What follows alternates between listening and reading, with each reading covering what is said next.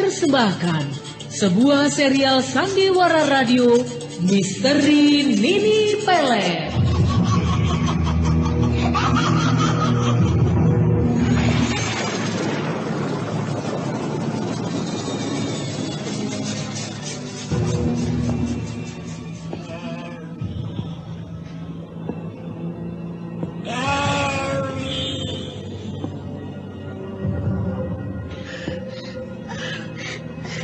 Siapa itu?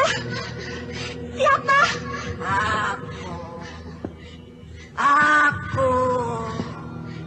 Datanglah. Datang. Dewi. Dewi.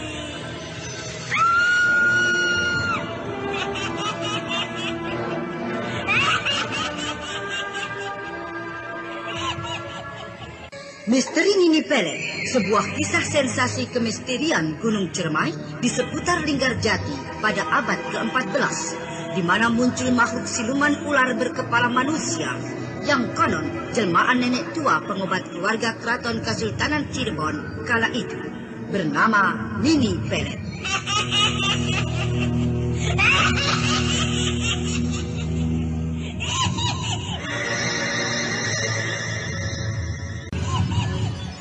Naskah disusun oleh Ari Hidayat, teknik dan montase Moko ACB, dengan sutradara Dian Pertiwi. Datanglah. Datang.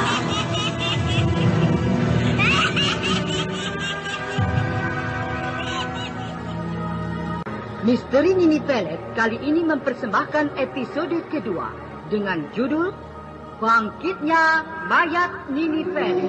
Karena gadis ini adalah tumbalnya yang terakhir yang sedang ditunggu-tunggu. Aku pun senang sekali karena tugasku pun sudah selesai.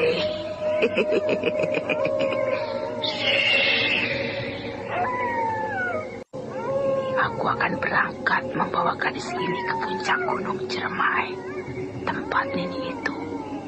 Ya, tempat di mana semula dulu aku mengadakan perjanjian dengan Nini. Ya, aku ingat sekali di mana dulu semula wajahku buruk sekali. Banyak ditumbuhi bisul-bisul besar bernanah. Kemudian Nini telah merubah wujudku menjadi muda dan cantik. Dengan cara dia menitiskan jasad anaknya yang bernama Dewi Sumbi, yang sudah mati ratusan tahun yang lalu, ke dalam diriku ini.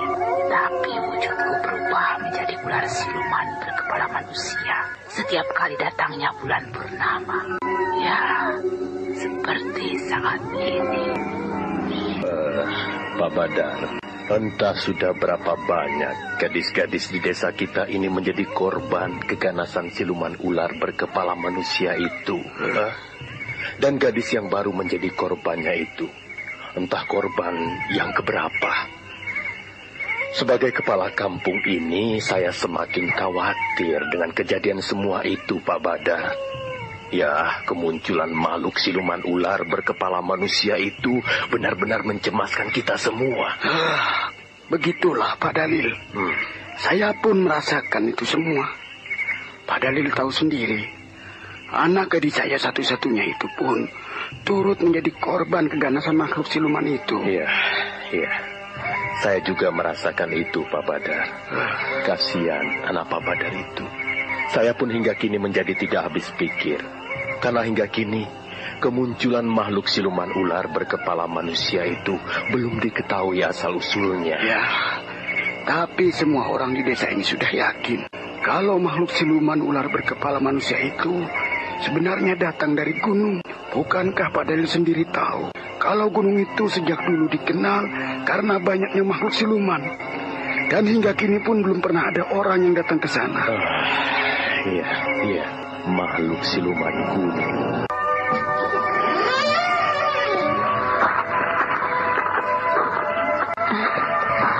Kakang Jaya Singgi, kenapa melamun kakak? Bukankah sebaiknya kakak masuk ke dalam? Bidari, aku sedang teringat masa laluku. Masa lalu? Iya. Apakah aku boleh tahu kakak? Memang sepatutnya kau harus tahu, Widari. Hanya selama ini aku belum pernah bercerita padamu. Ya, sejak pernikahan kita itu. Apakah tentang diri kakang sendiri? Iya, juga menyangkut banyak orang. Widari, sebenarnya dulu aku pernah memiliki seorang kekasih yang sangat aku cintai. Bahkan kami saling menyayang dan berjanji akan segera menikah. Oh, betulkah itu, kakak? Iya, tapi semua itu gagal karena banyak persoalan yang datang, yang begitu tiba-tiba dan telah membuatku menjadi heran dan berpikir hingga kini.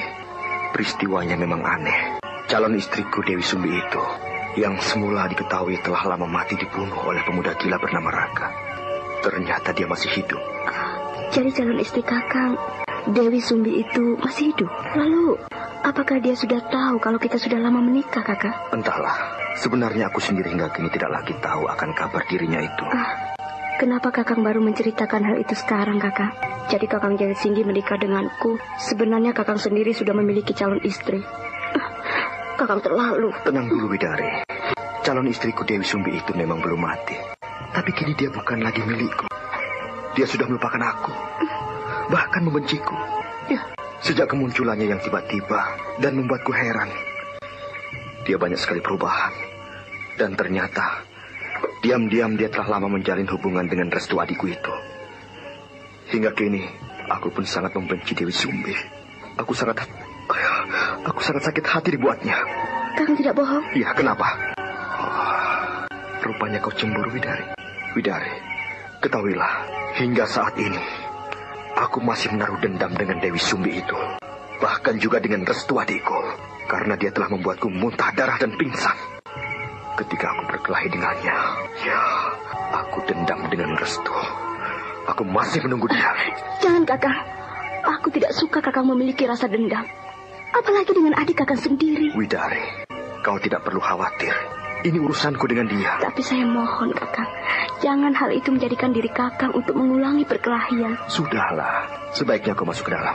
Mungkin kau akan tidur lebih dulu, karena hari nampak sudah larut malam. Ya, aku masih ingin sendiri di tempat ini. Aku ingin menikmati terangnya bulan di atas sana itu. Aku belum mengantuk, kakang. Aku ingin menemani kakang di sini. Aku lihat cuaca malam ini sangat cerah dan terang bulan. Iya. Nampaknya malam ini malam purnama, kakang. Iya, nampaknya memang begitu, Widari. Kakang, ada orang tengah menuju kemari.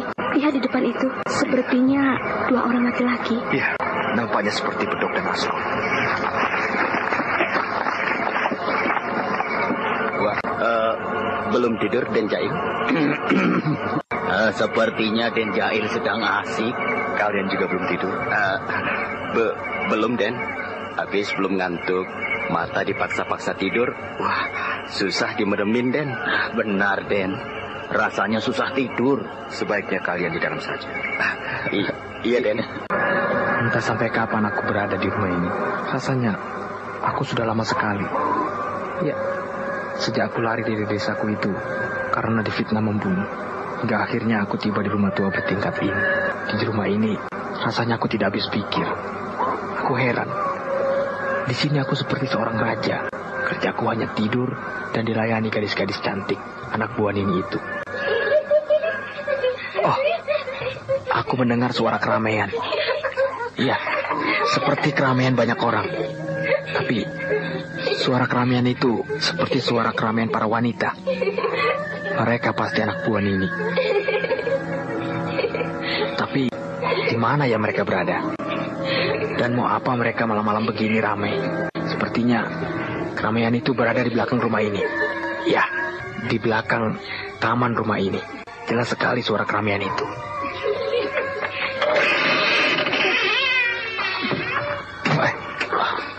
Ada orang masuk. Oh, seorang gadis cantik dan beberapa orang gadis pengiringnya. Sepertinya mereka seringkali melayani aku di sini. Ya. Nah, mereka mendekatiku. Anda sudah mendengarkan serial Sandiwara Radio Misteri Nini Pelet di channel Memori 80. Kau memanggilku dengan sebutan Raden? Iya. Kenapa Raden seperti heran? Bukankah malam ini Raden akan dinobatkan menjadi pendamping Nini junjungan kami? Dinobatkan? Untuk apa? Raden akan dinobatkan sebagai Raden Adijaya, pemuda pujaan Dewi Sumbi, anak Nini. Makanya malam ini kami disuruh Nini menjemput Den Mas. Menjemputku? Untuk apa? Aku masih tidak mengerti maksud semuanya itu. Den Mas nanti akan mengerti. Sekarang, mari ikuti kami, Den Mas. Mereka semua sudah kumpul menunggu kedatangan Raden. Mari, Raden. Oh, rupanya benar dugaanku. Keramaian aku dengar tadi bersumber dari belakang rumah ini. Oh, banyak sekali gadis-gadis cantik di tempat ini. Mau apa mereka berkumpul di tempat ini? Sepertinya mereka sedang menunggu sesuatu. Tapi maksudnya apa? Mereka semua menghadapi sumur tua itu. Ya, sumur tua yang ada di dekat kuburan Nini Pelet itu. Raden, mari kita ke depan sana. Raden harus berada di depan dekat sumur itu. Untuk apa? Biar aku di sini saja. Tidak, Raden. Raden harus berada di depan sana. Karena ini semua perintah Nini. Mari, Raden. Ya, mari. Raga lalu mengikuti gadis itu menuju ke dekat sebuah sumur yang berada di dekat kuburan yang diketahui Raga kuburan Nini Pelet. Namun ketika dia tiba di tempat itu, Raga terkejut karena dilihatnya kalau di tempat itu nampak Dewi Sumbi yang berwujud ular berkepala manusia tengah bersujud menghadapi sumur tua itu. Hah? Makhluk siluman ular berkepala manusia? Siapa dia? Kenapa terkejut, Raden? Siapa makhluk siluman itu? Itu calon istri Raden. Calon istriku? Aku tidak mau. Aku takut. Raden harus mau. Raden pasti akan heran jika melihat dirinya itu akan berwujud manusia biasa seperti Den Mas nantinya. Ayo, kini bersujudlah Den Mas, menghadap ke sumur itu. Dekatilah makhluk siluman itu, Den Mas. Ayo, Den Mas, nanti Nini segera datang. Iya. Makhluk itu menghadapi seorang gadis. Iya, gadis itu berbaring di hadapannya. Gadis itu calon korban Nini yang terakhir. Ayolah, Den Mas, jangan banyak tanya lagi. Iya. Aku akan sujud berdekatan dengan makhluk siluman itu.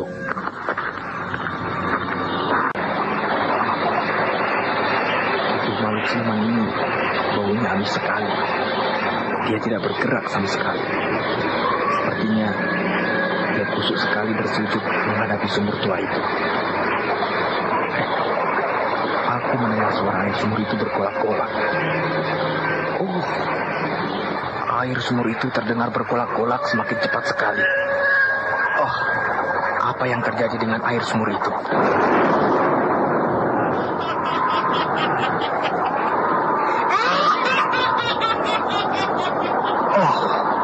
Seorang nenek tua berwujud siluman ular berkepala manusia muncul dari dalam sumur itu. Rupanya air sumur itu air darah. Ya, nenek tua itu tubuhnya basah dengan darah. Wangi sekali. Selamat malam pengikutku semua.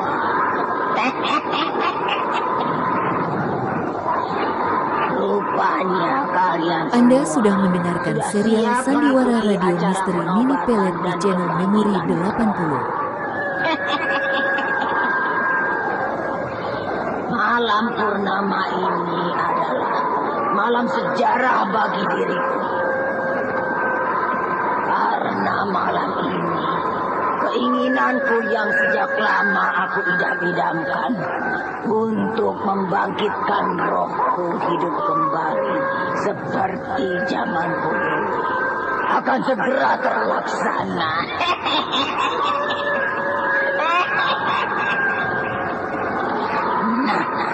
Dewi Sumbi, cepat kau hadapkan gadis korbanku itu di hadapan ini. Ayo.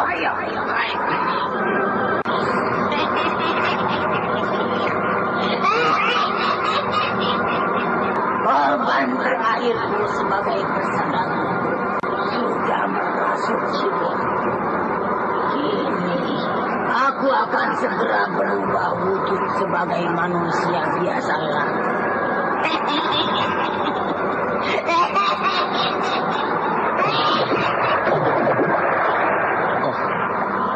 Nenek tua itu masuk kembali ke dalam sumur setelah dia puas memangsa dan mengisapi darah gadis itu. Mau apa lagi dia masuk? Nenek tua itu muncul lagi dari dalam sumur itu. Tapi kini dia berwujud manusia biasa. Ya, dia berwujud seorang nenek dengan pakaian bagus. Dia bagaikan seorang ratu dari sebuah kerajaan. Ini aku hidup kembali. Dewi dan kau anak manis, kalian berdua masuklah ke dalam sumur ini.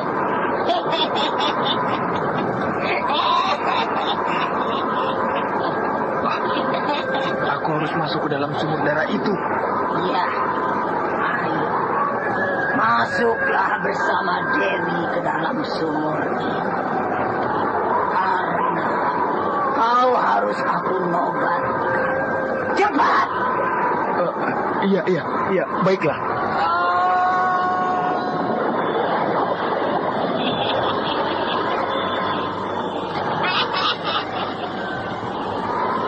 Ini aku telah bangkit sebagai manusia biasa. Dan kini aku tinggal menunggu dua orang berikut yang segera aku nobatkan menjadi pendamping. Mereka kini sedang berada di dalam sumur. Mereka sedang aku mandikan dengan darah. Nini Pelet nampaknya merasa senang sekali.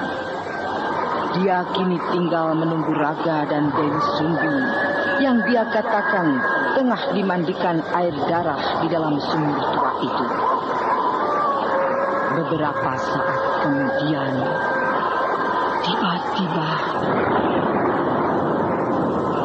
dengan mendadak air sumur itu menyembur ke atas dengan dahsyat dan derasnya. Lalu bersamaan itu pula muncul dari semburan air itu Raga dan Dewi Sumbi.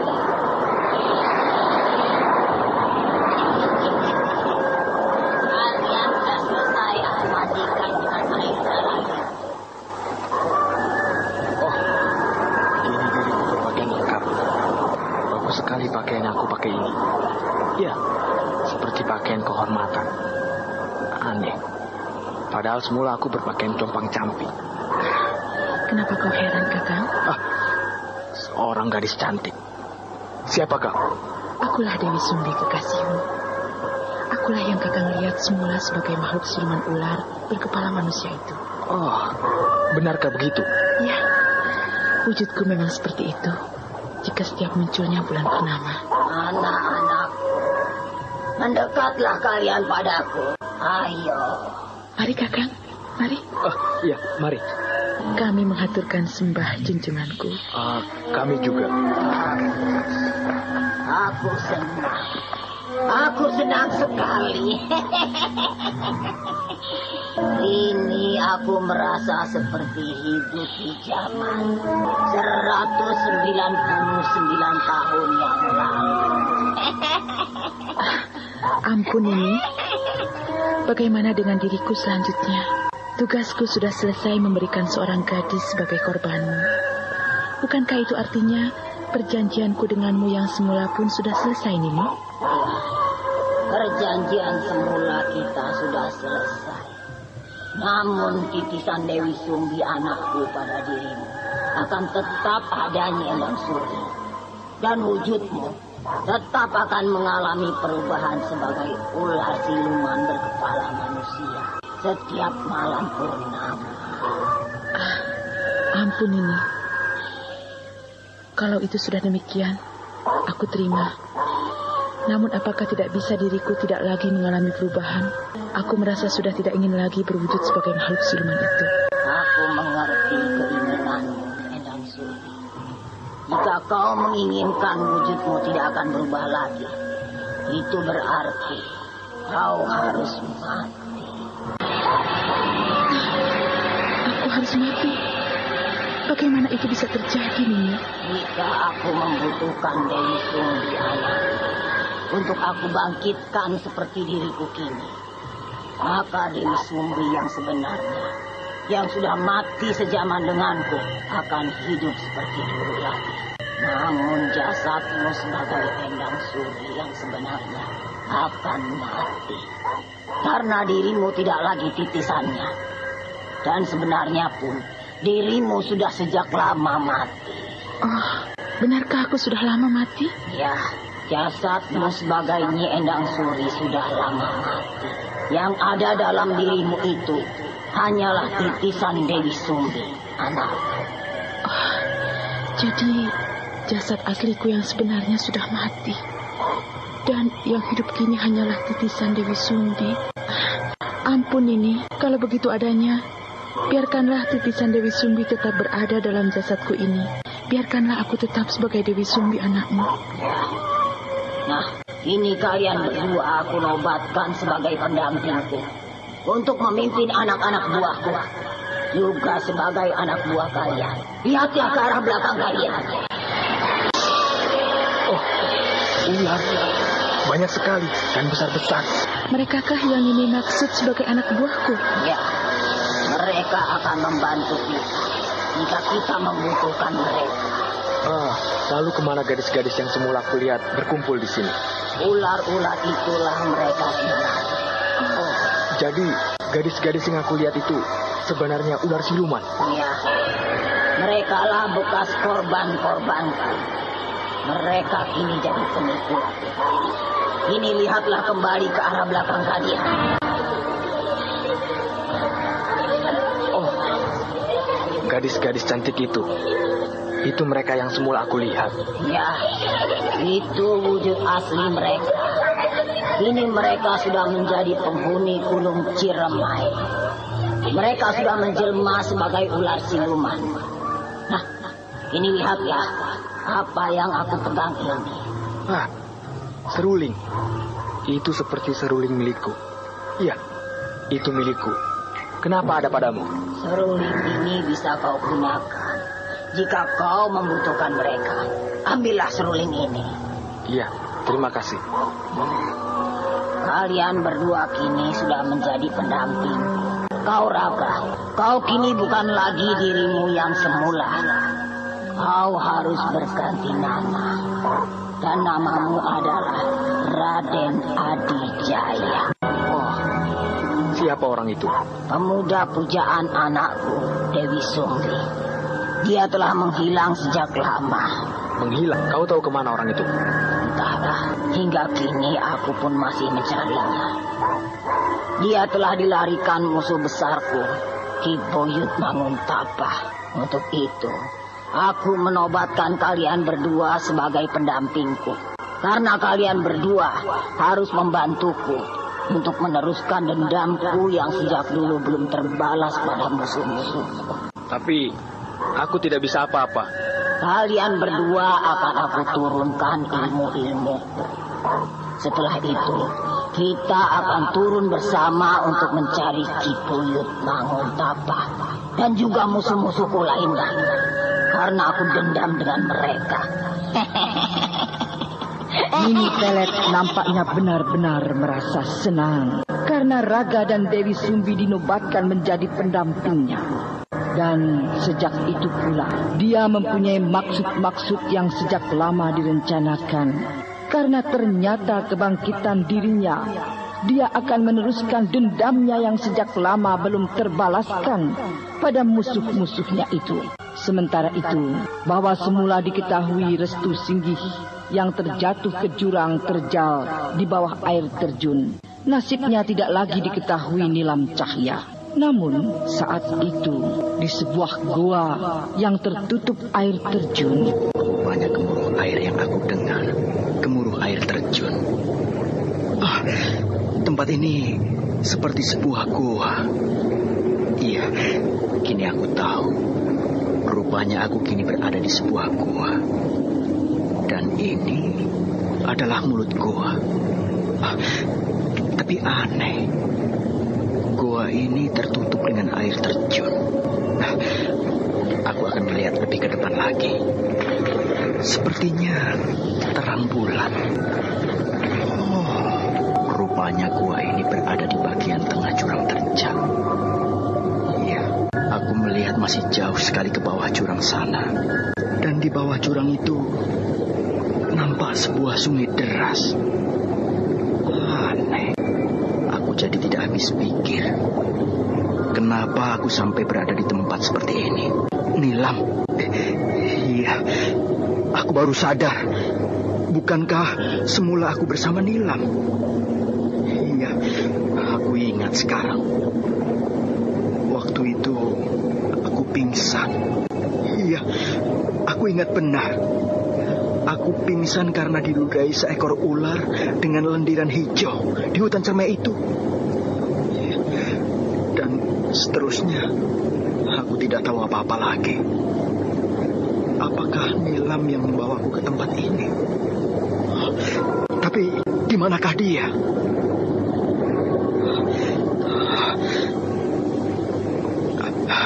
Aku pikir kalau Nilam yang membawaku ke tempat ini, satu hal yang tidak mungkin. Iya, bagaimana itu bisa terjadi? Sedangkan gua ini berada di tengah-tengah jurang terjal. Dan gua ini tertutup air terjun. Gua ini nampaknya tersembunyi. Aku yakin tidak ada orang yang tahu tempat ini. Nah, aku akan masuk terus ke dalam gua ini. Gelap sekali jalan lorong dalam gua ini. Dan kecil. Jalan ini hanya bisa dilalui satu orang. Akan aku ikuti terus jalan lorong ini hingga sampai ke ujung. Aku jadi penasaran. Sebuah sinar. Iya. Di depan sana itu nampak sebuah sinar. Apakah di dalam sana itu ada orang? Rasanya tidak mungkin. Sebuah ruangan besar sekali. Rupanya sinar yang aku lihat tadi penerangan dari sebuah ruangan. Tapi sinar itu bukan penerangan lentera. Iya, sinar itu penerangan dari cahaya rembulan yang masuk melalui lubang di atas sana itu. Dan ada orang berbaring di sebuah batu besar. Siapakah orang itu? Apakah orang itu penghuni gua ini? Aku akan mendekati orang itu. Rupanya seorang kakek tua. Orang tua ini berjanggut putih dan panjang. Dia mengenakan jubah putih. Siapakah sebenarnya orang tua ini? Dan kenapa dia berada di tempat ini? Aneh. Tapi naluriku mengatakan kalau orang tua ini bukan orang sembarangan. Orang tua ini sepertinya... apakah dia sedang tidur? Atau aku akan memegang tangannya? Karena nampaknya orang ini tidak bernafas. Orang ini sudah mati. Nadinya tidak bergerak. Rupanya orang tua ini sudah mati. Jubah putih orang tua ini hancur berkeping-keping tersentuh tanganku.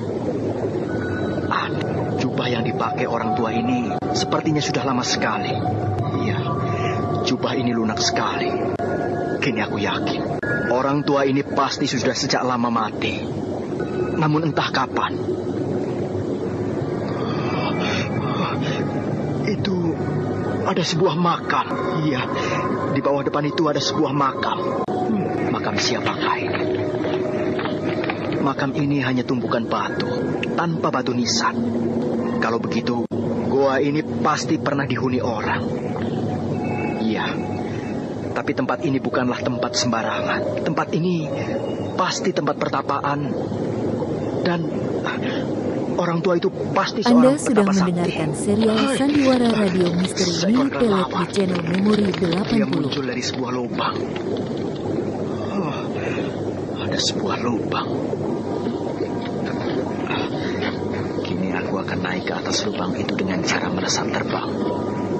Ya!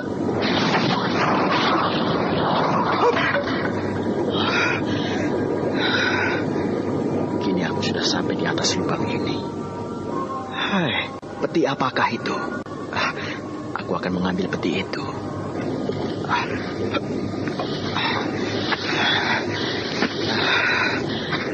Akhirnya aku berhasil membawa peti ini keluar dari dalam lubang itu. Apa isi peti ini? Sebaiknya aku turun saja dulu dari atas lubang ini. Aku akan melompat dari atas tempat ini.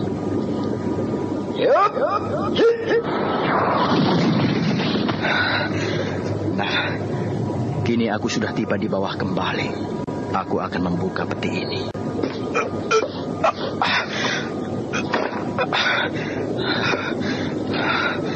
Keras sekali.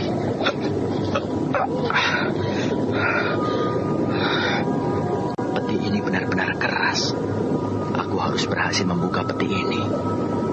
Aku terpaksa menggunakan perpaduan tenaga dalamku dengan ajian pupus baliku. Iya, ini jalan satu-satunya. Aku benar-benar penasaran dengan peti ini. Peti ini tidak juga bisa kubuka. Walau aku sudah berusaha dengan menggunakan tenaga dalamku. Memang aneh peti ini. Kini aku akan menggunakan perpaduan tenaga dalamku dengan ajian pupus baliku. Aku yakin dengan cara itu peti ini pasti akan bisa kubuka. Nah, aku akan memulainya. Restu Singgih lalu duduk bersila menghadapi peti itu. Nampaknya dia sudah siap menggunakan perpaduan tenaga dalamnya dengan ajian pupus balinya untuk membuka peti itu. Dan ketika dia segera akan memulai membuka peti itu, mendadak terdengar suara yang membuat Restu Singgih terperanjat. Jangan, cucuku.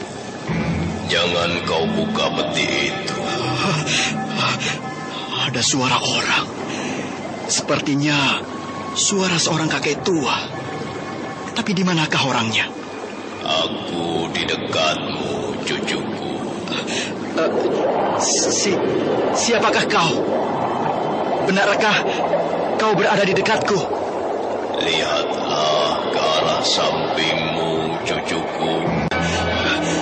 Di sampingku hanya ada kakek tua yang terbaring mati di batu besar itu. Kau di mana, kakek? Ya, akulah yang kau lihat tengah terbaring di batu besar itu, cucuku. Benarkah kakek? Tapi bukankah kakek sudah mati? Ya, jasadku sudah mati ratusan tahun yang lalu. Tapi sumpahku tengah bersemedi. Benarkah begitu? Lalu, siapa kakek sebenarnya? Kau bisa mengenalku dari tulisan yang ada di balik peti itu, cucuku. Tulisan? Oh, iya. Di balik peti ini terdapat tulisan berukir. Akan aku baca tulisan ini.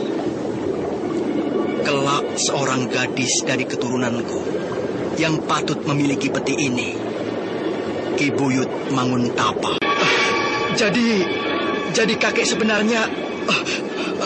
Ampun Eyang, salam pertemuan dari saya. Terimalah sembah sujud saya ini, Eyang.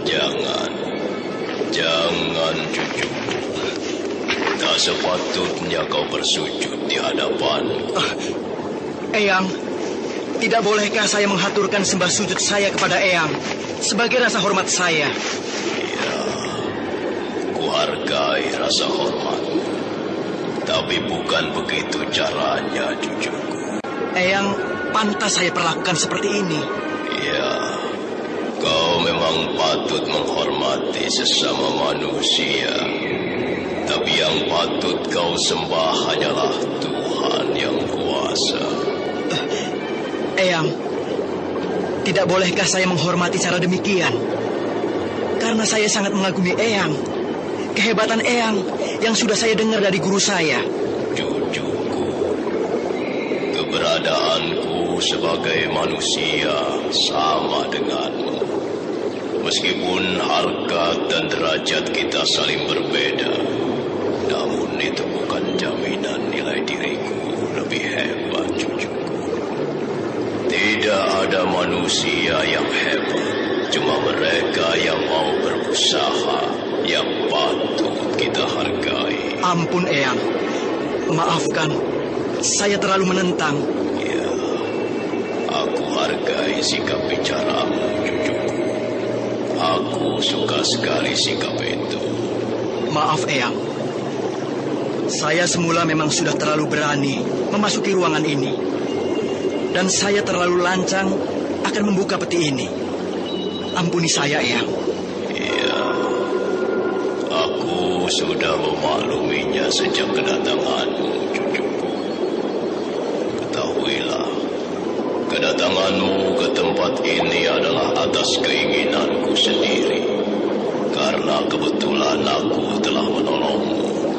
Eyang telah menolong saya? Ya, ketahuilah bahwa sewaktu kau terjatuh dari atas jurang itu, aku sempat menarik tubuhmu yang melayang ke bawah jurang terjal masuk ke dalam gua ini. Jadi sebenarnya aku terjatuh ke jurang. Lalu bagaimana mungkin Eyang dapat menarik diriku yang melayang ke bawah, Eyang? Sedang saya tahu kalau gua ini tertutup dengan air terjun. Kekuatan sinarku yang menarikmu, cucuku. Dan kau pun harus tahu bahwa semula kau pun dalam keadaan pingsan akibat pengaruh lendir hijau atau ilmu ludah melata dari ular itu. Iya, benar, Eyang. Rupanya Eyang mengetahui semua kejadian itu. Eyang benar-benar hebat. Saya kagum dengan Eyang. Hanya sebatas kewajaran yang aku lakukan, cucuku. Semua itu kulakukan hanya untuk menolong dirimu. Kenapa Eyang sampai ingin menolong saya? Bukankah kita tidak memiliki hubungan apa-apa, Eyang? Sedang bertemu pun baru kali ini. Cucuku, melakukan kebajikan tidak dinilai dari rasa saling kenal saja. Siapapun manusianya yang butuh pertolongan, patut kita bantu. Dan aku menolongmu sesuai panggilan jiwaku sendiri. Karena kelak kaulah orang yang aku butuhkan, cucuku. Benarkah begitu, Eyang? Ya, benar. Kini aku tinggal menunggu cucuku yang sedang dalam perjalanan. Siapakah dia, Eyang? Teman gadisku. Teman gadisku? Apakah yang Eyang maksud itu adalah Nilam? Ya, benar. Dialah cucuku yang masih ada keturunan denganku. Dialah yang sejak lama aku tunggu kedatangannya di tempat ini. Karena dia akan kuwariskan kotak itu. Jadi tulisan yang dimaksud ini diperuntukkan bagi Nilam, Eyang? Iya. Pentingkah sekali isi peti ini, Eyang? Nanti kau pun akan tahu, cucuku. Kini ku harap tetaplah kau berada di tempatmu. Duduklah dalam sikap tegap, bersila. Curahkan segala pikiran-pikiranmu pada hal-hal yang mengarah ke ketenangan jiwamu. Hingga kau berhasil mengosongkan pikiranmu tanpa terpengaruh apapun. Baik, Eyang. Saya akan melakukannya.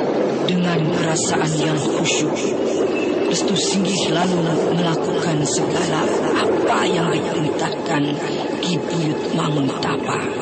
Sementara itu, sore hari, ketika matahari akan tenggelam, di warung Pak Badar, nampak Pak Badar tengah sibuk seorang diri. Sejak tidak adanya Widari, warungku ini kembali menjadi sepi sekali.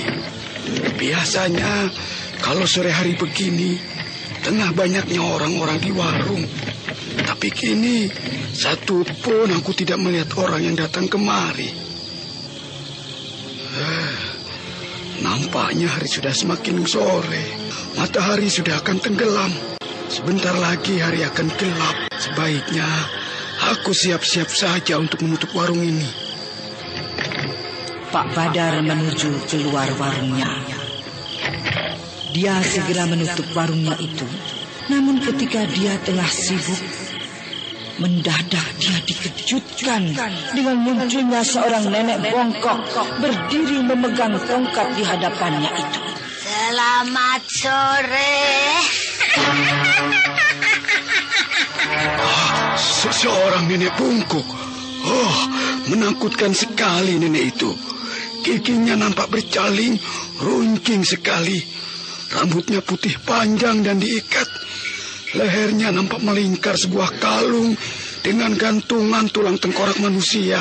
Dan tongkat yang dipegangnya itu ujungnya berkepala ular. Aneh. Siapa nenek itu? Boleh aku duduk di warungmu ini, ha?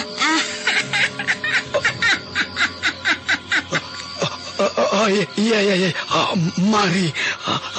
Tapi maaf, jangan terlalu lama.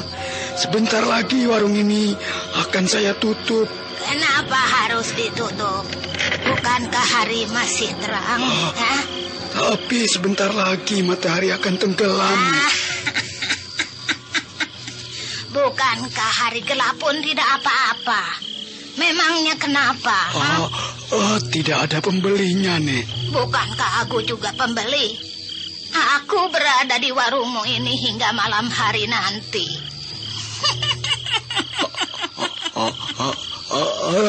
Tidak usah. Saya akan menutup warung ini. Bolehkah aku meminta air minum? Iya. Sebentar, akan aku ambilkan. Nenek itu. Aku sepertinya baru melihat orang itu. Siapa ya dia? Ini airnya, Nek. Kenapa hanya segelas kau berikan aku? Bukankah di tempat yang besar itu penuh air? Nenek ingin meminum air yang ada di tempat besar itu. Iya, aku haus sekali, tahu? Nenek, jangan bergurau. Masa nenek akan minum sebanyak itu? Jika kau perbolehkan, aku akan meminumnya, tahu? Kalau nenek sungguh-sungguh, silakan saja. Iya. Terima kasih. Aduh, aku memang sedang haus sekali. Aneh juga nenek itu. Air sebanyak itu diminumnya. Dia menenggelamkan wajahnya ke tempat air itu.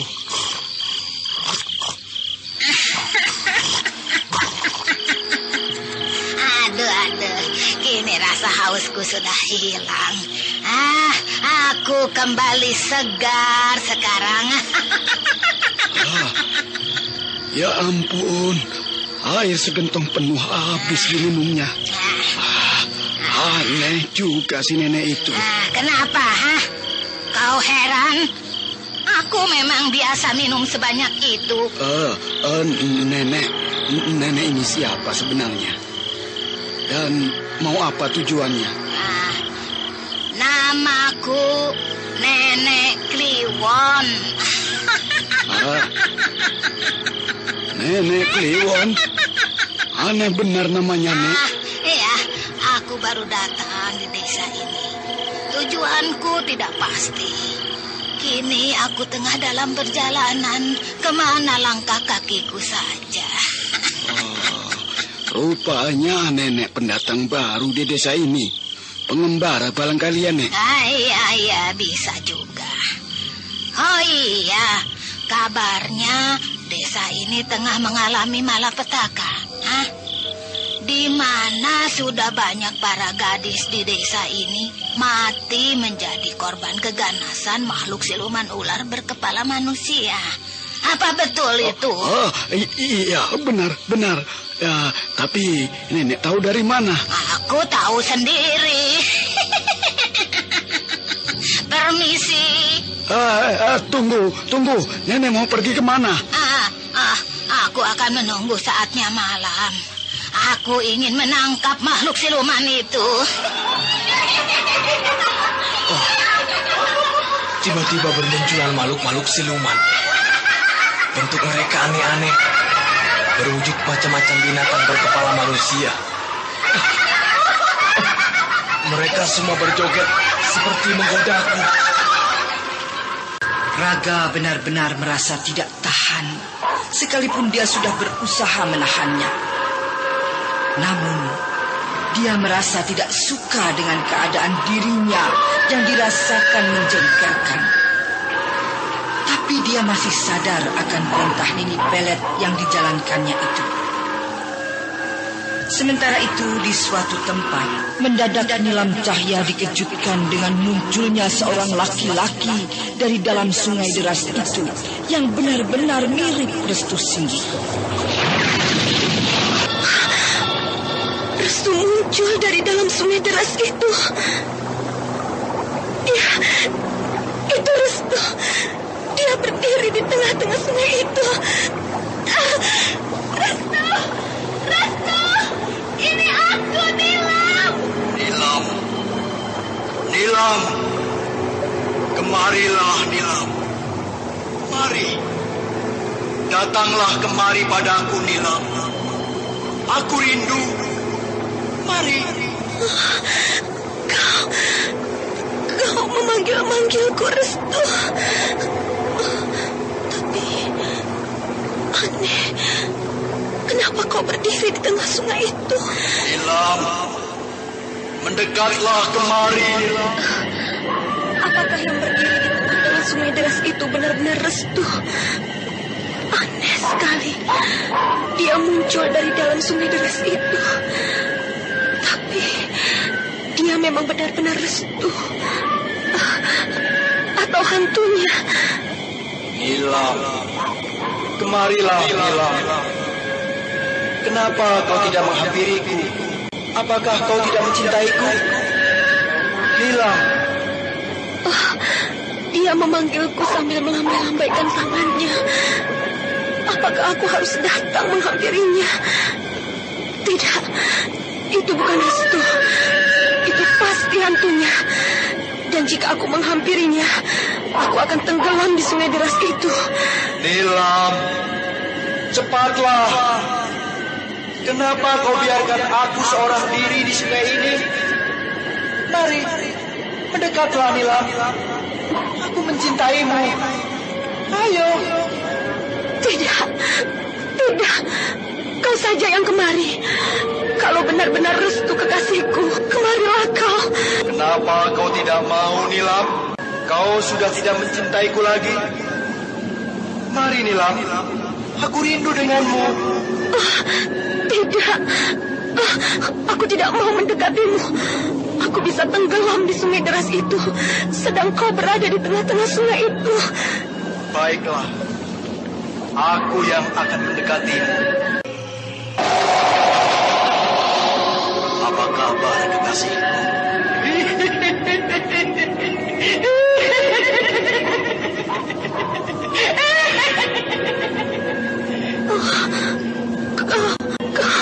Benarkah kau Restu?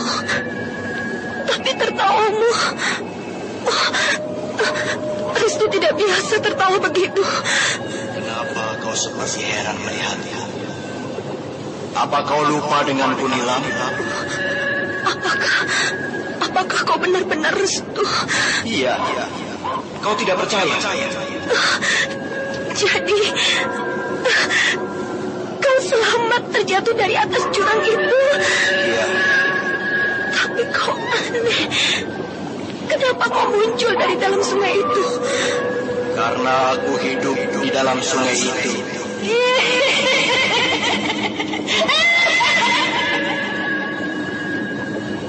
Kau hidup di dalam sungai itu? Aneh. Aku tidak percaya. Itu tidak mungkin. Kau pasti bukan Restu. Kau...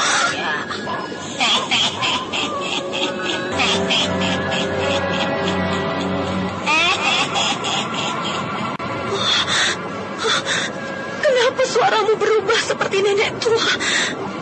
Kau pasti bukan Restu yang sebenarnya. Aku memang bukan Restu.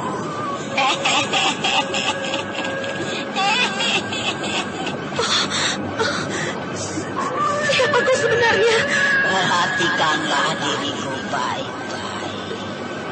Dengan perasaan berdebar-debar, Sambil kedua matanya memandang tegang, Nilam Cahya memperhatikan orang itu. Lalu beberapa saat kemudian, perlahan-lahan orang itu berubah wujudnya menjadi seorang nenek tua. Dialah Nini Pelet.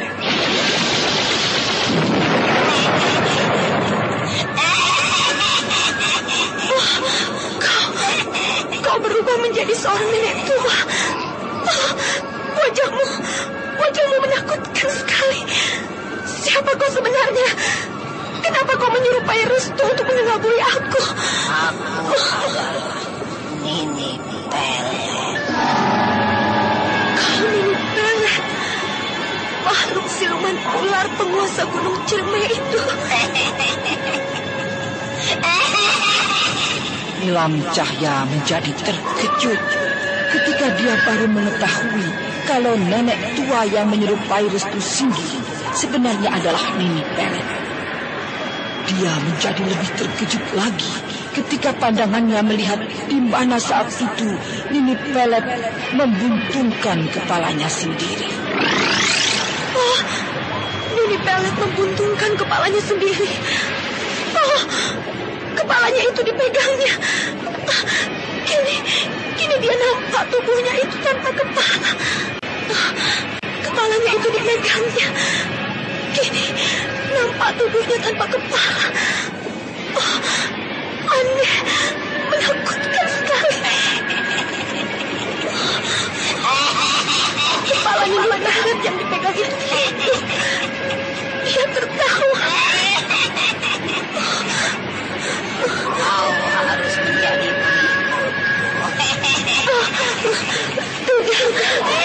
Tidak semudah itu kau mengajakku. Harus. Gadis cantik sepertimu lah yang masih aku butuhkan untuk menghuni Gunung Ciremai. Kau tidak bisa semaunya. Kau pikir aku akan semudah itu kau bisa ajak. Rupanya kau membandel anak manis. Kau akan merasakan akibatnya. Lihat, siap.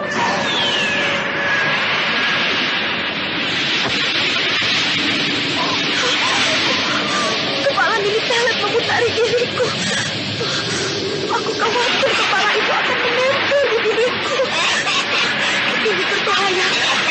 Dia bisa menghisap darahku. Aku akan menghajar kepala itu. Nilam Cahya mendadak menyerang kepala Nini Pelet yang memutari dirinya itu. Kepala itu terus berputar menghindari serangan Nilam Cahya. Dan kemudian tiba-tiba kepala Nini Pelet melekat tepat di pundak Nilam. Tidak, lepaskan. Aku tidak akan lepaskan diri dari pundakmu.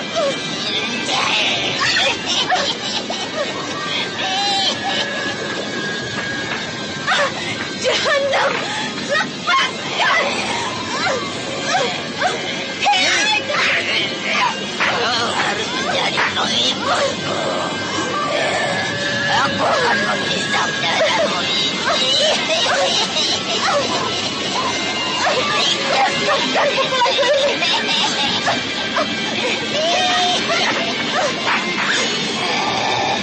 Kalau kau pukuli kepalaku ini, aku tidak akan melepas gigitanku. Tanganku sudah penuh dengan darah kepala itu. Aku harus berusaha melepas gigitannya.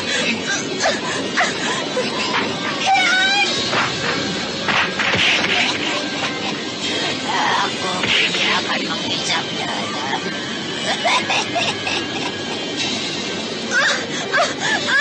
Tidak, lepaskan gigitanku ini.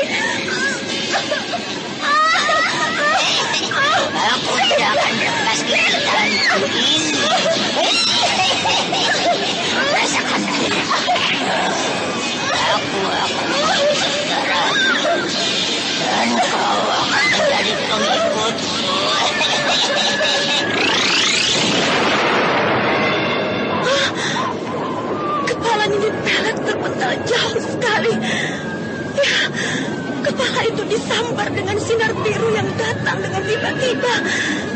Sinar apa itu? Aneh. Jangan. Sinar biru itu pasti perbuatan Kibuyut Mamutapa, musuh besar.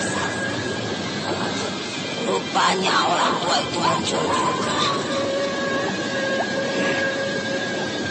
Di mana orang tua itu bersembunyi? Kalau benar-benar dia muncul di tempat ini, itu suatu hal yang beruntung bagiku, karena sudah sekian lama aku mencarinya. Benar-benar memalukan. Suara si tua itu. Ya, aku kenal suara itu. Rupanya si tua itu ada di tempat ini. Nenek tua, kau tidak pantas hidup di alam ini. Ini bukan lagi tempatmu. Tempatmu bukan di alam fana ini. Jahanam! Keluarlah kau! Tunggulah aku! Ayo kita bertanding!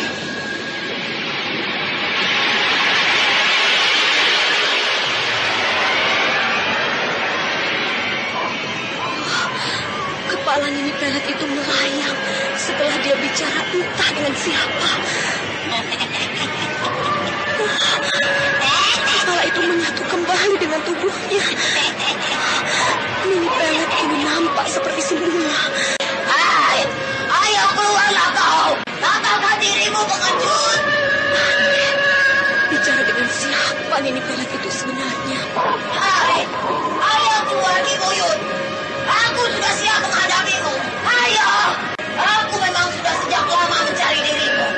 Kau sudah tidak pantas lagi hidup, nenek tua.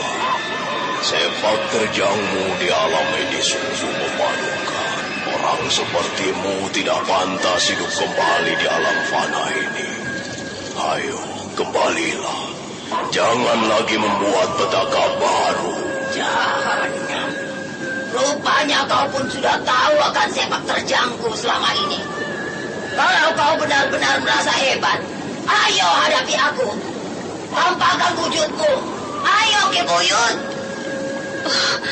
Nini Pelet rupanya tengah berbicara dengan suara-suara kakek tua.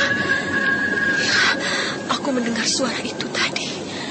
Dan Nini menyebut orang itu sebagai Kibuyut. Apakah Kibuyut Mamutapa yang dimaksudnya? Aku lihat saja.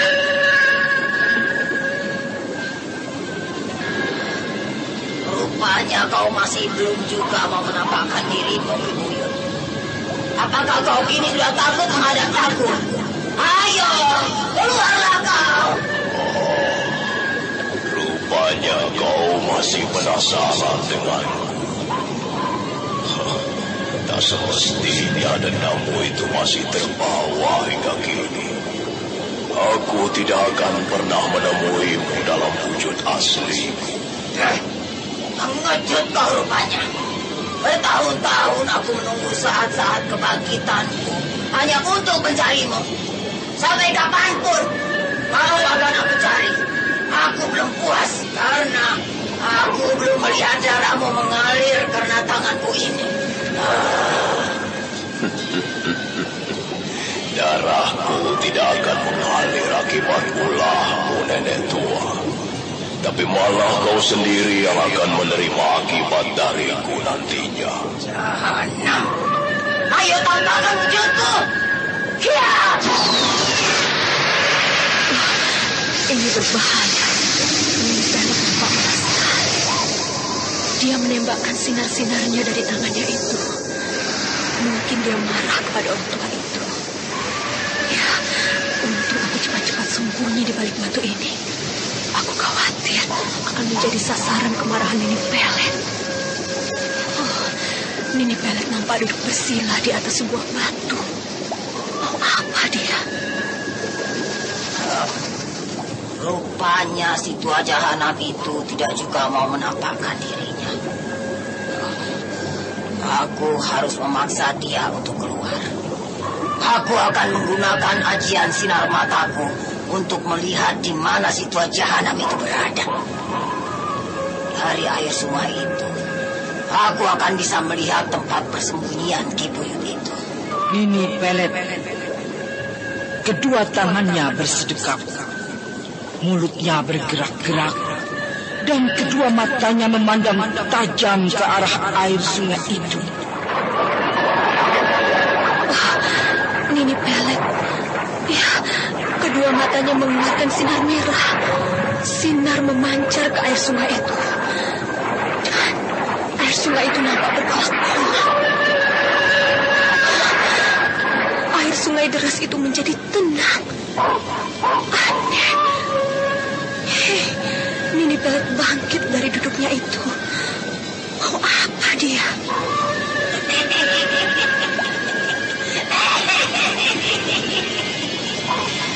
Dari air sungai itu, aku akan bisa melihat di mana Ki Buyut Manguntapa itu berada. Ini air itu sudah agak tenang. Ilmu sinar mataku akan segera melihat keadaan di air. Aku akan melihat air sungai itu.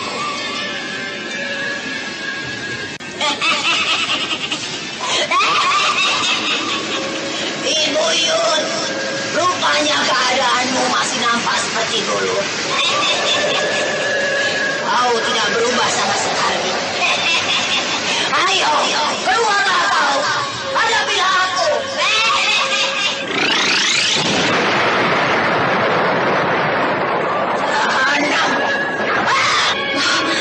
Nini Pelet menghilang. Ya, sepertinya dia merasakan sakit pada kedua matanya. Dia tadi menjerit kesakitan. Oh, benar-benar menakjubkan kejadian tadi. Rupanya Nini Pelet tadi berhadapan dengan Ki Buyut Manguntapa. Oh, tapi sayang, orang itu tidak menampakkan dirinya. Ya, aku tadi hanya mendengar suaranya saja. Cucuku, kau lepas dari bahaya nenek tua itu. Eyang, terima kasih, Eyang. Ya, sudahlah, cucu.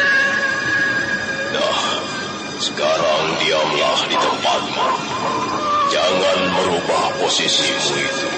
Lalu, arahkan perhatianmu ke air terjun di hadapanmu itu. Ya, baik, Eyang. Hah? Air terjun itu hilang. Oh, sebuah goa. Eyang, apa maksudnya semua ini?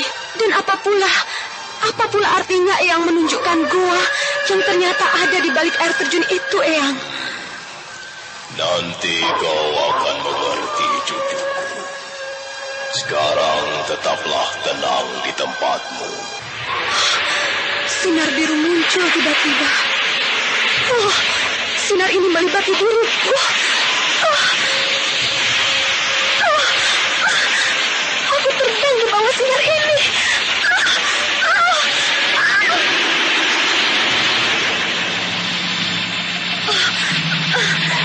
Sinar ini terus membawaku terbang. Nampaknya aku akan dibawa ke gua itu. Nilam cahaya terus dibawa oleh sinar biru hingga akhirnya diletakkan di mulut sebuah gua.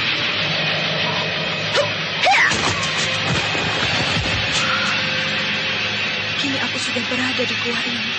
Rupanya Eyang Ki Buyut Manguntapa membawaku kemari. Apa maksudnya aku sampai di gua ini? Air terjun itu muncul kembali menutupi gua ini. Ki Buyut memang hebat. Semula tadi air terjun ini menghilang, tapi kini muncul lagi. Nah, cucuku, masuklah ke dalam goa itu. Nanti kau akan bertemu dengan seseorang yang tengah kau cari. Masuklah, cucuku. Baik, Eyang. Nilam cahaya lalu masuk ke dalam gua itu. Dia terus melangkahkan kakinya di jalan lorong gua itu. Gelap sekali dalam gua ini. Siapa sebenarnya yang dikatakan Eyang Ki Buyut tadi? Bahwa aku akan bertemu dengan orang yang tengah aku cari. Aku jadi penasaran.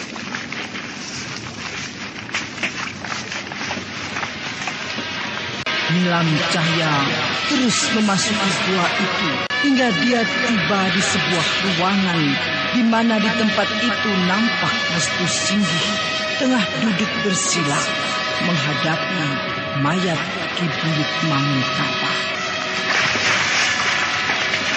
Oh, sebuah ruangan. Hei, itu seperti Restu. Ya, itu Restu. Dia tengah duduk bersila menghadapi seorang kakek tua yang tengah berbaring di hadapannya. Rupanya Restu masih selamat setelah terjatuh dari jurang itu. Tapi aneh, kenapa dia bisa sampai di gua ini? Akan aku dekati dia. Restu, Restu, kaukah itu? Nilam, kau... Nilam? Restu Singgih dan Nilam Cahya saling berpelukan dengan rasa haru dan bahagia. Keduanya nampak bahagia sekali. Kau selamat, Restu. Kau tidak apa-apa. Seperti yang kau lihat, aku tidak mengalami cedera apa-apa. Tapi kenapa kau bisa sampai di gua ini? Bukankah kau terjatuh di jurang itu? Eyang Buyut Manguntapa yang menolongku hingga aku selamat dan sampai ke tempat ini. Dan kau... kenapa kau pun bisa sampai kemari? Sama sepertimu. Aku pun dibawa Eyang Ki Buyut kemari. Rupanya kita sudah ditakdirkan, Nilam. Iya. Restu, siapa orang tua yang berbaring itu? Dialah Eyang Buyut Manguntapa. Eyang. Oh, bahagia rasanya aku kini, Eyang. Semua yang aku cari sudah nampak di hadapanku. Marilah kita mendekat ke Eyang.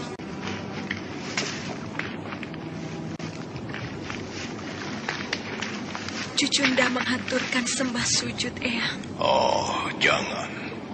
Jangan, cucuku. Jangan berlaku itu padaku. Duduk sajalah kalian berdua. Restu, apakah kau tidak merasa heran? Maksudmu? Lihatlah, Eyang Ki Buyut itu aneh sekali. Sejak tadi aku perhatikan, dia masih saja berbaring di atas batu itu. Tidak bergerak. Tapi kenapa dia bisa bicara tanpa mulutnya bergerak? Itulah kesaktian Eyang. Yang kita lihat itu adalah jasadnya. Tapi suara yang bicara, yang kita dengar, adalah sukmanya. Oh, begitu. Luar biasa. Iya. Kita patut mengagumi kehebatannya. Cucu-cucuku, ketahuilah, Eyang memang sedang menunggu sejak lama kedatangan kalian. Karenanya Eyang sengaja membawa kalian ke goa ini. Karena kalianlah yang Eyang harapkan bisa menenangkan jasad Eyang. Ketahuilah cucuku, ketenangan Eyang merasa terganggu karena berbagai persoalan telah lama datang dari makhluk siluman pembawa dendam. Ketenangan banyak orang telah dirusaknya, sehingga timbul rasa takut dan kegelisahan hidup dari makhluk siluman itu. Makhluk siluman? Apakah siluman ular itu, Eyang? Iya, makhluk yang kau lihat di sungai itu. Oh, Nini Pelet. Benar, cucuku. Dia adalah orang yang tengah mencari diriku. Dia bangkit karena membawa dendam padaku. Tapi orang-orang telah menjadi sasarannya. Sepak terjangnya sudah terlalu jauh. Maka untuk itu, aku perlu mencegahnya. Jadi, Nini Pelet adalah musuh Eyang? Oh, tidak. Eyang tidak pernah merasa memiliki musuh, cucu. Tapi dialah yang berbuat demikian. Dulu Nini Pelet hidup sejaman dengan Eyang. Dia dendam pada Eyang karena keinginannya untuk menjodohkan Dewi Sumbi, putrinya, dengan Raden Adijaya, putra Sultan Arya Mantala, muridku. Telah aku gagalkan. Karena aku cepat melarikan Raden Adijaya, muridku itu, Dan hingga kini mereka belum menemukan kami. Aku melakukan itu karena niat Nini Pelet sangat buruk. Dia ingin menjadikan Raden Adijaya sebagai darah siluman. Karena pada akhirnya kelak, Adijaya akan berwujud sebagai siluman ular. Eyang, siapakah Nini Pelet itu? Dia begitu kenal dengan Raden Adijaya, putra Sultan Arya Mantala, murid Eyang itu. Nini Pelet dulunya adalah abdi dalam keraton keluarga Sultan Arya Mantala, cucuku. Dia adalah seorang tabib pengobat keluarga keraton, tapi dia memiliki maksud-maksud jahat, sehingga aku mencegahnya. Lalu, di manakah sebenarnya Raden Adijaya berada, Eyang? Cucuku, kau lihat makam yang ada di bawahku itu. Nah, itulah makam Raden Adijaya muridku, yang hingga kini belum diketahui siapapun. Oh, jadi makam itu adalah makam Raden Adijaya. Oh, Restu, kenapa makam itu hanya tumpukan batu saja? Sepertinya bukan sewajarnya makam. Entahlah. Cucuku, ketahuilah, Dewi Sumbi putra Nini Pelet, saat ini dia pun sedang berusaha membangkitkan rohnya dan adiknya. Dan Nini Pelet sendiri masih bersikeras untuk mengawininya. Oh, jadi begitu. Aku kini mengerti. Nah, cucu-cucuku, kini kalian tetaplah berada di tempat kalian itu. Duduklah bersila dengan perasaan tenang. Ayo, lakukanlah. Baik, Eyang. Mari Nilam, lakukanlah seperti apa yang aku lakukan. Duduk bersila dengan tenang. Ya, baik.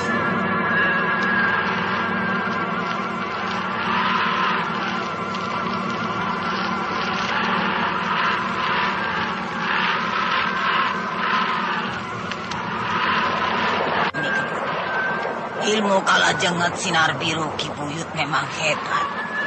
Ilmu itu sejak dulu masih membahayakan diriku. Oh, sakit sekali kedua mataku ini. Aku harus menyembuhkan kedua mataku ini. Aku harus merendam wajahku di air sumur darah itu. Air darah itu nampak berkolak-kolak. Air darah di dalam sumur itu sudah mulai ada pengaruh untuk pengobatanku. Ini aku harus masuk. Desa ini kini menjadi sepi setiap malamnya. Ya, sejak kemunculan makhluk siluman ular berkepala manusia itu. Biasanya kalau hari-hari begini, banyak penduduk yang kumpul di tempat penjagaan ini. Tapi kini hanya aku dan Sanip saja. Kenapa Sanip belum kembali? Katanya dia cuma mau buang air ke sungai. Nah, itu dia si Sanip. Baru juga dibicarakan. Lamaan ya, Ki. Habis mulusnya nggak tahan, Ki. Tapi sekarang sih rasanya lega, Ki. Adem. Sanip. Iya, Ki. Kau tunggu di sini sekarang. Aku mau keliling dulu. Iya, Ki. Kalau ada apa-apa, pukul saja kentongan itu. Iya. Itu sih tidak usah diberitahu, Ki. Aku pergi sekarang, Sanip. Iya, Ki.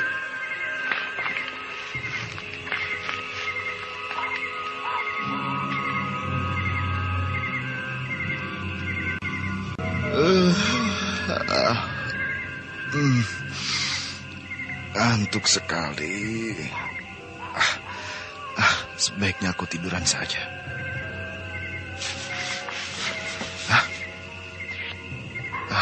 Aku mendengar gerak langkah kaki orang di antara daun.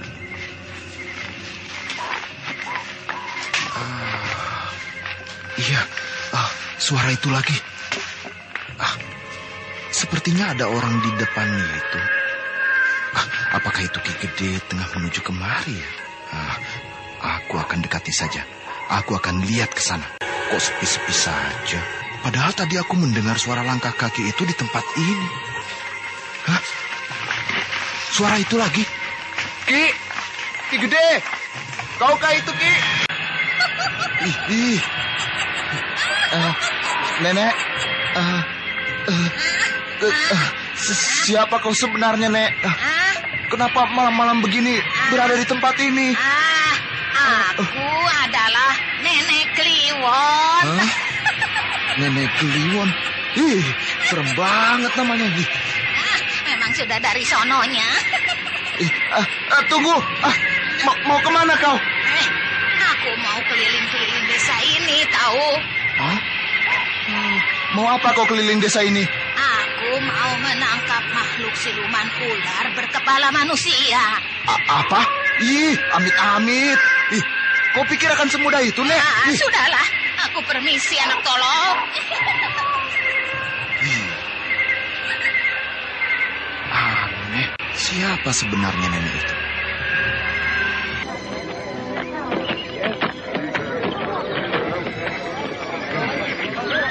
Pasar ini nampaknya tidak ada perubahan. Ya, sejak aku tinggalkan 10 tahun yang lalu. Tapi kenapa keramaiannya agak berkurang? Kemana aku harus bertanya tentang rumah paman? Soalnya aku sudah lupa sama sekali jalan menuju ke rumah paman. Nah, itu di depan sana ada orang. Aku akan tanya dengan orang itu.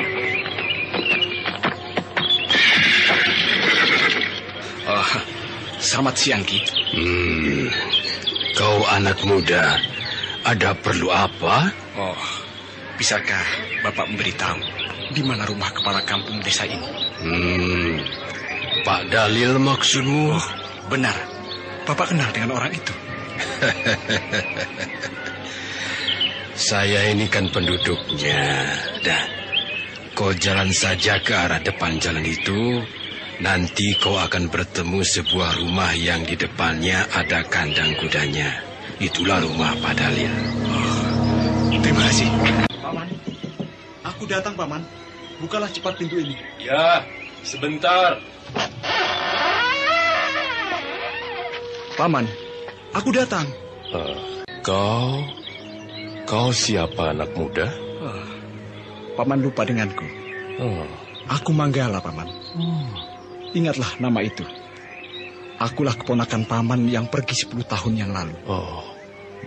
Manggala? Iya. Iya. Kini aku baru ingat. Kau Manggala keponakanku. Mari masuk. Ayo, masuk. Ayo. Terima kasih, Paman.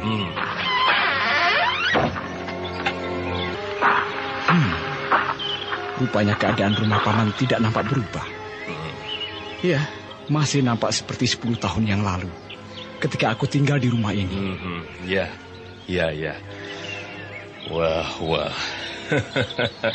Paman Pangling melihatmu, Manggala. Kau kelihatan gagah dan tampan kini. Ya, 10 tahun yang lalu kau pergi dari rumahku ini tanpa memberitahu paman. Padahal almarhum kedua orang tuamu sudah memesan kepadaku agar kau seterusnya tinggal di rumah ini. Tapi kau nakal, Manggala? Kau malah lari dari sini. Kemana saja kau, Manggala? Saya pergi mengembara ke daerah seberang, Paman. Saya menuntut ilmu. Daerah seberang. Di mana itu, Manggala? Daerah Cimanuk, Paman. Tapi aku tinggal di desa Jenggala. Daerah Cimanuk. Jauh sekali, Manggala? Iya, Paman. Saya minta maaf atas kesalahan saya. Saya memang waktu itu pergi tidak bilang sama Paman. Bahkan sampai ayah dan ibu meninggal pun aku tidak mengetahuinya. Iya. Kau tidak pernah memberi kabar, Manggala. Sampai-sampai Paman lupa denganmu. Tapi saya tidak pernah lupa dengan Paman. Terutama dengan Widari. Widari? Ya. Kenapa? Paman kelihatannya begitu terkejut. Tidak apa-apa. Aku selalu teringat akan dia, Paman. Bukankah Paman tahu kalau aku dan Widari sejak dulu hubungan? Bahkan aku dan dia akan menikah waktu itu.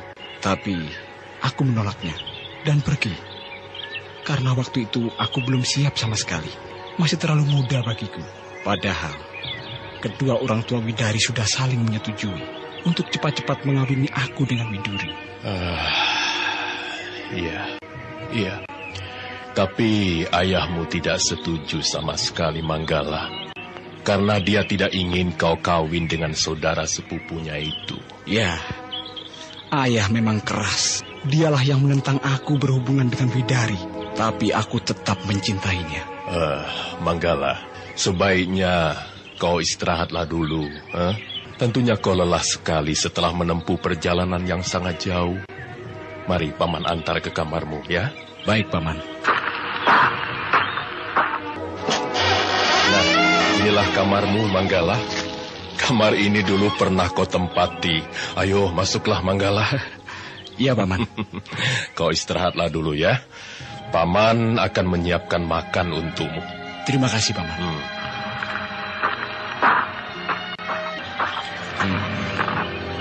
Kamar ini pun nampak tidak ada perubahan.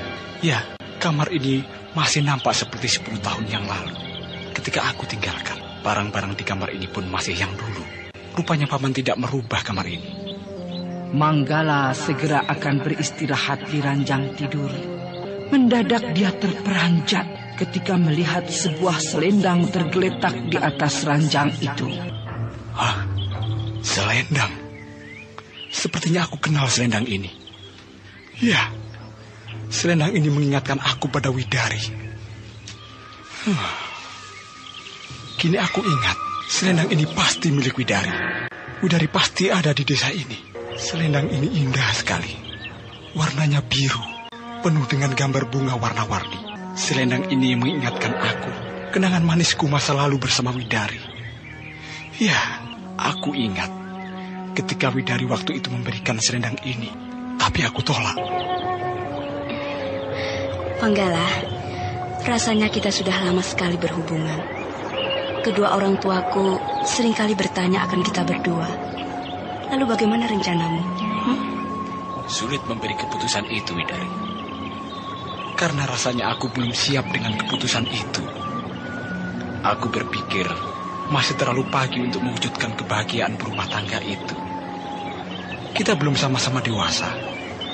Jalan kita masih perlu dibimbing dengan cara. Lalu kapan kesiapanmu itu akan kau tunjukkan? Kau selalu saja menghindar jika aku desak persoalan itu. Kita harus segera kawin, Manggala. Aku tidak mau menunggu waktu yang begitu lama. Kita pasti kawin, tapi tidak secepat yang kita mau. Kita butuh waktu, terutama aku.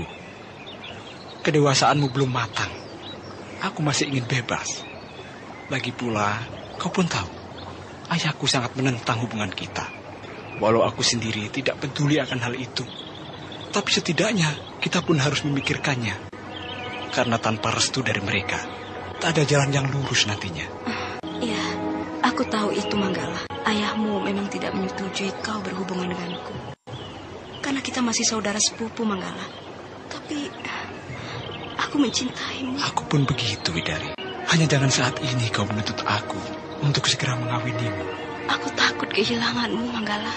Makanya aku ingin kau cepat jadi milikku selama-lamanya. Manggala, terimalah selendang ini. Aku ingin memberinya sebagai ikatan hubungan kita. Ayo, terimalah. Aku tidak bisa menerimanya, Widari. Kenapa, Manggala? Kau tidak mau pemberianku? Hatiku yang selalu bicara untuk tidak melupakanmu. Tapi bukan selendang itu. Peganglah saja selendang itu, Widari. Simpanlah. Kalau kau memang menjadikan itu sebagai kenangan, aku tidak akan melupakanmu. Aku mencintaimu. Selendang ini memang milik Widari. Aku yakin Widari pernah tinggal di sini, atau dia masih ada di desa ini. Tumben sekali. Den Jaya Singgi dan Widari ini makan di warung saya ini. Ya, sejak perkawinan kalian seperti sudah lupa dengan warung ini. Bagaimana mungkin aku lupa, Pak Badar? Warung ini kan warungku juga. Aku pernah berdagang di sini. Ya, kalau aku tidak pernah datang, itu maklum saja. Saya kan repot, Pak Badar. Benar, Pak Badar. Widari pun kini harus membantu saya sibuk mengontrol sawah ladang. Iya. Saya cuma bergurau kok Den Jahil Singgi. Loh. Perut Widari itu nampaknya sudah agak besar begitu loh. Iya, Pak Badar. Aku sedang mengandung 6 bulan. Sedang mengandung toh? Aku kok nggak diberitahu. Pak Badar ini bagaimana? Bagaimana saya sempat memberitahu, Pak? Tidak-tidaknya gitu. Pokoknya nanti kalau bayi itu sudah lahir, aku harus diberitahu loh. Iya. Paman juga pasti akan aku kasih tahu nantinya. Sudah lama sekali, Pak Dalil. Pamanmu itu tidak pernah datang lagi ke warung ini. Barangkali dia sibuk, Pak Badar. Ya, biasanya sih memang begitu, Den. Tapi saya maklum loh. Mereka nampak asik bicara, hingga kemudian mendadak muncul Manggala di tempat itu, yang membuat ketiganya menjadi terperanjat dan heran. Siapa pemuda yang datang itu, Den? Entahlah, Pak Badar. Aku pun baru melihat pemuda itu. Siapa pemuda itu ya? Hah? Dia seperti Manggala. Ya, dia Manggala. Widari, mau kemana kau? Widari tiba-tiba lari setelah melihat pemuda yang baru datang itu. Aneh. Hah? Siapa perempuan itu? Dia tiba-tiba berlari ketika melihat aku datang. Aneh. Dan laki-laki yang mengejarnya itu, mungkin mereka suami istri yang tengah berkelahi. Aku akan turun.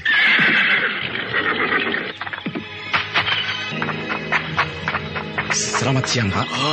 Selamat siang. Mari silahkan, Den. Mari. Terima kasih. Mau makan apa, Den? Tidak. Kalau boleh, tolong saya minta airnya segelas. Jangankan segelas, lebih pun tak apa, Den. Sebentar ya, Den ya. Sejuk juga tempat ini. Ya, walau di tepi jalan begini. Ini airnya, Den. Terima kasih, Pak. Maaf, Den. Kalau boleh saya tahu, siapa Den ini sebenarnya? Sepertinya saya baru melihat. Namaku Manggala. Aku baru saja datang di desa ini. Aku tinggal di rumah pamanku, Pak Dalil. Pak Dalil? Jadi kau keponakannya Pak Dalil? Iya. Pantas tadi Widari itu lari. Jangan-jangan. Kenapa Bapak diam, Pak? Bapak seperti heran melihat aku. Tidak. Bapak hanya berpikir, kalau memang Den Manggala keponakan Pak Dalil, tentunya Den Manggala kenal dengan perempuan yang tadi itu. Perempuan yang mana, Pak? Yang tadi itu. Yang ketika Den Manggala datang, terus dia lari. Siapa memangnya dia? Dia itu kan keponakan Pak Dalil, Widari. Aku permisi, Pak. Terima kasih, Pak. Mari.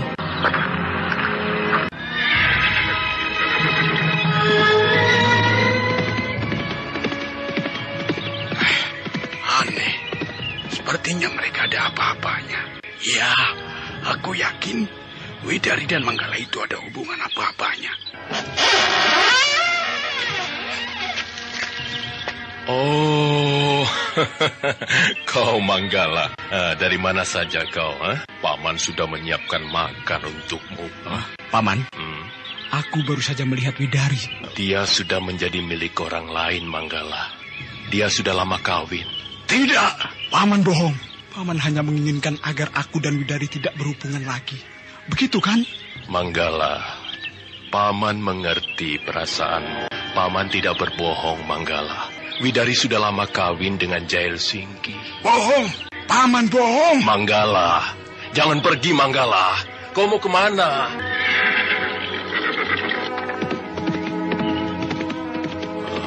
Mau kemana anak itu? Kasihan kau, Manggala. Paman tidak bisa menolongmu. Widari! Tidak! Widari, ada apa sebenarnya? Kenapa tiba-tiba saja kau lari ketika melihat pemuda itu? Ceritakanlah. Jangan menangis. Hapuslah air matamu itu. Tidak ada apa-apa, Kakak. tidak kenal sama sekali dengan pemuda itu. Kau dusta. Kau dusta, Widari. Aku melihat sinar kebenaran itu. Bahwa kau sesungguhnya mengenali pemuda itu. Widari, aku paling suka orang yang berterus terang. Bukankah aku pernah berterus terang tentang masa laluku padamu? Tidak, Kakang. Aku tidak mau bercerita masa laluku. Aku sudah melupakan dia. Lalu, siapa pemuda itu? Tidak, Kakang. Dia bukan apa-apaku. Percayalah. Pemuda tampan dan gagah. Aku yakin dia kekasihmu. Aku khawatir kalau di antara kita nantinya harus menentukan pilihan. Tidak, Kakang. Itu tidak mungkin. Kita sudah menjadi suami istri. Ingatlah, anak kita yang akan lahir nanti. Bagaimanakah kisah selanjutnya? Nah, pendengar yang budiman, ikutilah kisah lanjutan ini.